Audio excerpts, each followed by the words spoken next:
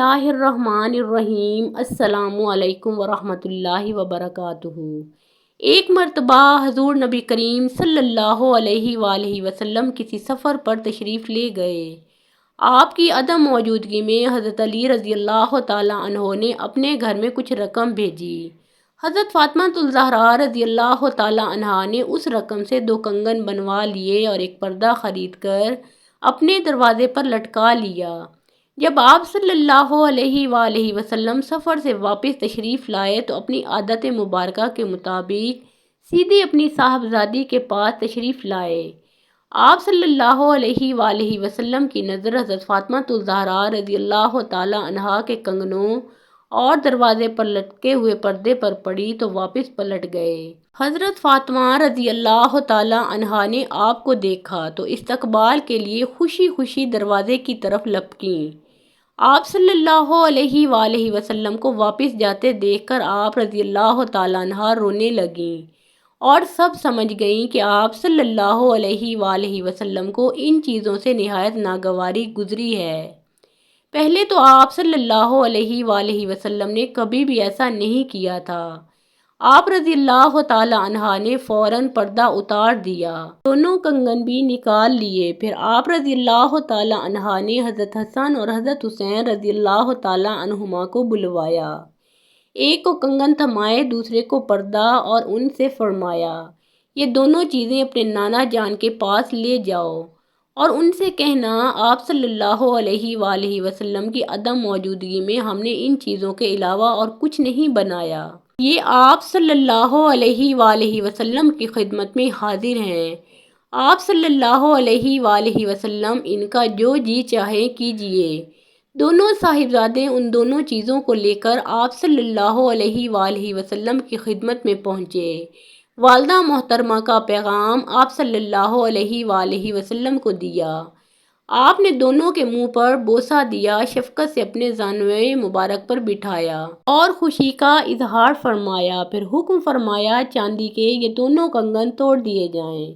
کنگن توڑ دیے گئے تو آپ صلی اللہ علیہ وآلہ وسلم نے ان کے ٹکڑے اہل صوفہ میں تقسیم فرما دیے۔ صوفہ اس چبوترے کو کہتے ہیں جو مسجد نبوی کے باہر دروازے کے ساتھ بنایا گیا تھا۔ اس پر نادار صحابہ بیٹھا کرتے تھے۔ پھر آپ صلی اللہ علیہ وآلہ وسلم نے اصحاب صوفہ میں سے ایک صحابی کو بلایا۔ اس کے پاس کپڑا نہیں تھا، اس دروازے کے پردے میں سے ایک ٹکڑا پھاڑ کر اسے دے دیا۔ اس طرح ہر ایک کو تھوڑا تھوڑا اس پردے میں سے عنایت فرمایا۔ اس کام سے فارغ ہو کر آپ صلی اللہ علیہ وآلہ وسلم نے فرمایا اللہ میری بیٹی فاطمہ الزہراء رضی اللہ تعالیٰ عنہا پر رحمت بھیجے اور انہیں جنت کے خوبصورت لباس عطا کرے جو انہوں نے کی، اور اس پردے کے بدلے میں جس سے مسلمانوں کی ستر پوشی ہوئی، اور اللہ انہیں ان کنگنوں کے بدلے میں جنت کا زیور پہنائے جو انہوں نے غریبوں میں تقسیم کیے۔ ایک شخص حضور نبی کریم صلی اللہ علیہ وآلہ وسلم کی خدمت میں پینے کی کوئی چیز لایا۔ اس وقت آپ صلی اللہ علیہ وآلہ وسلم کے دائیں طرف ایک چھوٹی عمر کے لڑکے بیٹھے تھے، جبکہ بائیں طرف عمر رسیدہ حضرات بیٹھے تھے۔ آپ صلی اللہ علیہ وآلہ وسلم پہلے دائیں طرف والوں کو چیز دیا کرتے تھے۔ آپ نے اس سے فرمایا کیا تم مجھے اس بات کی اجازت دیتے ہو کہ میں پہلے ان حضرات کو دے دوں؟ اس پر وہ لڑکا بولا نہیں باخدا نہیں، آپ سے حاصل ہونے والی متبرک چیز کے بارے میں ہرگز کسی کو ترجیح نہیں دے سکتا، یعنی پہلے میرا حق ہے مجھے ہی دیں۔ آپ صلی اللہ علیہ وآلہ وسلم نے پہلے انہی کو وہ چیز پلائی۔ یہ تھے حضرت عبداللہ ابن عباس رضی اللہ تعالیٰ عنہ۔ ان کی بات حد درجہ دانشمندانہ تھی۔ 9 ہجری میں قبیلہ ثقیف کا وفد دربار رسالت میں حاضر ہوا۔ یہ لوگ آپ صلی اللہ علیہ وآلہ وسلم کی خدمت میں مناظرہ و مقابلہ کی غرض سے جاتے۔ اس وفد میں ایک بچہ بھی تھا جو رات دن اہل وفد کے سامان کی حفاظت پر مقرر تھا۔ ایک دن کا واقعہ ہے کہ رات کو اہل وفد سو گئے تو یہ بچہ چپکے چپکے حضور صلی اللہ علیہ وآلہ وسلم کی خدمت میں پہنچا اور خفیہ اسلام لے آیا۔ اس دوران وہ باقاعدہ اسلام کی تعلیم حاصل کرتا رہا اور حسب موقع دربار رسالت میں حاضری دیتا رہا اور قرآن کریم کی تعلیم بھی سیکھتا رہا۔ دوران حاضری حضور صلی اللہ علیہ وآلہ وسلم کو محو خواب پایا تو جلیل القدر صحابی رضی اللہ تعالیٰ عنہم سے علم حاصل کر لیتا۔ اسلام اور قرآن کا یہ عاشق خوش نصیب بچہ حضرت عثمان بن ابی العاص رضی اللہ تعالیٰ عنہ کے بچپن کا واقعہ ہے۔ حضور صلی اللہ علیہ وآلہ وسلم کی مدینہ منورہ حاضری پر ایک لڑکا آپ صلی اللہ علیہ وآلہ وسلم کی خدمت میں پیش کیا گیا اور لوگوں نے کہا یا رسول اللہ اس نے 17 قرآنی صورتیں حفظ کر لی ہیں۔ حضور صلی اللہ علیہ وآلہ وسلم نے امتحان کے طور پر کچھ سنانے کو فرمایا۔ لڑکے نے آپ کے سامنے سورہ قاف سنائی۔ اس پر آپ صلی اللہ علیہ وآلہ وسلم نے مسرت کا اظہار فرمایا۔ حضور صلی اللہ علیہ وآلہ وسلم کو جو خطوط یہود کے پاس بھجوانے ہوتے وہ یہودی ہی تحریر کرتے تھے۔ ایک مرتبہ حضور صلی اللہ علیہ وآلہ وسلم نے ارشاد فرمایا، یہود کے خط و کتابت پر مجھے اطمینان نہیں کہ وہ گڑبڑ نہ کر دیتے ہوں، تم یہود کی زبان سیکھو۔ اس لڑکے نے صرف 15 دنوں میں یہودیوں کی عبرانی زبان سیکھ لی اور باقاعدہ تحریر بھی لکھنا شروع کر دی۔ اسی طرح حضور صلی اللہ علیہ وآلہ وسلم کی خدمت میں یہودیوں کے جو خطوط آتے ان کے پڑھنے کی ذمہ داری بھی اس کم عمر کے ذمہ تھی۔ بعض روایات میں عبرانی کی جگہ سورانی زبان سیکھنے کا بھی آیا ہے۔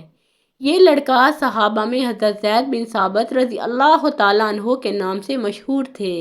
آپ اپنے زمانے کے جلیل القدر صحابہ میں شمار ہوتے اور بڑے مفتی سمجھے جاتے، خاص طور پر علم میراث کے ماہر تھے۔ ہجرت نبوی کے وقت ان کی عمر صرف 11 برس تھی۔ ایک مرتبہ حضور نبی کریم صلی اللہ علیہ وآلہ وسلم سے کسی نے پوچھا، یا رسول اللہ آپ اپنے بچپن کے بارے میں کچھ بتائیں۔ آپ صلی اللہ علیہ وآلہ وسلم نے ارشاد فرمایا، ایک مرتبہ میں اپنی بھیڑ بکریوں کے ریوڑ میں کھڑا تھا کہ میرے پاس 2 آدمی آئے۔ ان کے کپڑے سفید تھے۔ ان میں سے ایک کے پاس سونے کا ایک تشت تھا، وہ تشت برف سے بھرا ہوا تھا۔ انہوں نے مجھے لٹایا اور میرے پیٹ کو چاک کیا، پھر انہوں نے میرے دل کو باہر نکالا اور اسے چیرا، اس میں سے سیاہ لوتھڑا نکال ڈالا، پھر انہوں نے میرا دل اور پیٹ کو اس برف سے دھویا، یہاں تک کہ انہوں نے میرے دل کو واپس میرے پہلو میں رکھ دیا اور دل گویا پہلے کی طرح سے ہو گیا۔ اب ان میں سے ایک نے دوسرے سے کہا، ان کی امت کے 10 آدمیوں سے ان کا وزن کرو۔ انہوں نے مجھے تولا تو میرا وزن زیادہ ہو گیا۔ اس پر پہلے نے کہا 100 آدمیوں سے وزن کرو۔ اس نے مجھے 100 آدمیوں سے تولا، اب بھی میرا وزن بڑھ گیا۔ اس کے بعد مجھے 1000 آدمیوں سے تولا گیا، اب بھی میرا وزن بڑھ گیا۔ اب پہلے نے کہا بس رہنے دو، اگر تم انہیں پوری امت کے مقابلے میں تولو گے تب بھی انہی کا وزن زیادہ ہوگا۔ حضرت عمر فاروق رضی اللہ تعالیٰ عنہ فرماتے ہیں، ایک دن میں حضور نبی کریم صلی اللہ علیہ وآلہ وسلم کی خدمت میں حاضر ہوا۔ آپ صلی اللہ علیہ وآلہ وسلم بالائی منزل پر تشریف رکھتے تھے۔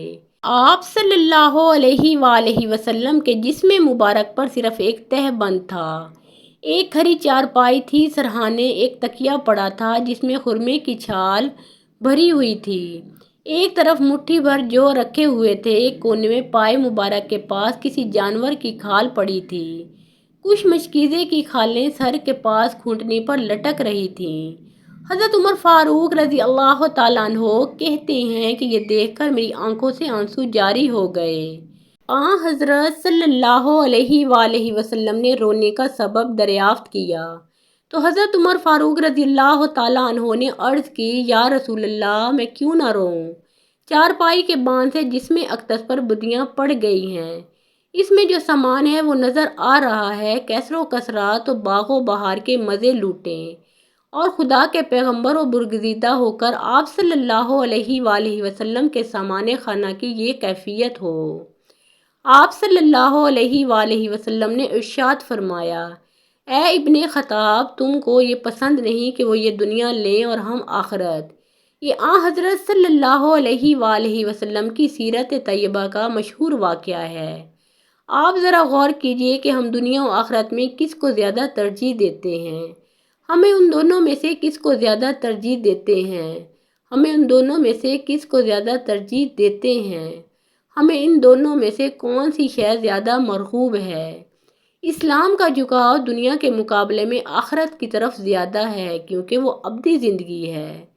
قبیلہ راش کا ایک شخص مکہ مکرمہ میں اپنے اونٹ بیچنے کے لیے آیا۔ ابو جہل نے اس سے سارے اونٹوں کا سودا کر لیا۔ اونٹ لینے کے بعد ابو جہل نے قیمت ادا کرنے میں ٹال مٹول شروع کر دی۔ عراشی کئی روز مکہ مکرمہ میں ٹھہرا رہا، مگر ابو جہل برابر ہیلے بہانے کرتا رہا۔ جب عراشی تنگ آ گیا تو اس نے ایک روز حرم کعبہ میں پہنچ کر قریش کے سرداروں کو اپنی بپتا سنائی اور فریاد کی کہ میری رقم ابو جہل سے دلوا دو۔ میں ایک غریب الوطن مسافر ہوں، خدا را میری مدد کرو۔ جس وقت وہ قریش کے سرداروں سے فریاد کر رہا تھا، رسول اکرم صلی اللہ علیہ وآلہ وسلم بھی حرم کعبہ کے ایک گوشے میں تشریف فرما تھے۔ سرداران قریش کو مذاق سوجا تو انہوں نے اس کو حضرت صلی اللہ علیہ وآلہ وسلم سے اس معاملے میں مدد طلب کرنے کو کہا۔ مظلوم عراشی اپنی فریاد لے کر رسول اکرم صلی اللہ علیہ وآلہ وسلم کے پاس گیا۔ دوسری طرف سرداران قریش خوش ہو رہے تھے کہ اب مزہ آئے گا۔ حضرت صلی اللہ علیہ وآلہ وسلم اس اجنبی مظلوم کی فریاد سن کر اسی وقت اٹھ کھڑے ہوئے اور ابو جہل کے مکان پر پہنچ گئے۔ آپ صلی اللہ علیہ وآلہ وسلم نے رعبدار آواز میں کہا، تم نے اس عراشی سے اونٹ خریدے ہیں، فوراً اونٹوں کی رقم لا کر اس شخص کو دے دو۔ یہ ایک سچے کردار کی عظمت اور رعب کا نتیجہ تھا کہ ابو جہل نے مطلوبہ رقم عراشی کے سپرد کر دی۔ اس واقعہ سے ہمیں یہ سبق ملتا ہے کہ ہمیں مظلوم کی حمایت کرنی چاہیے، چاہے وہ مظلوم کسی اور قوم کا ہی کیوں نہ ہو۔ اللہ تعالی ہمیں اسوہ حسنہ پر عمل کرنے کی توفیق عطا فرمائے۔ اللہ پاک میری اور آپ کی بخشش فرمائے۔ محترم ناظرین، پیارے آقا محمد مصطفیٰ صلی اللہ علیہ وآلہ وسلم کا پیارا نام ایک بار کامنٹ سیکشن میں ضرور لکھیں۔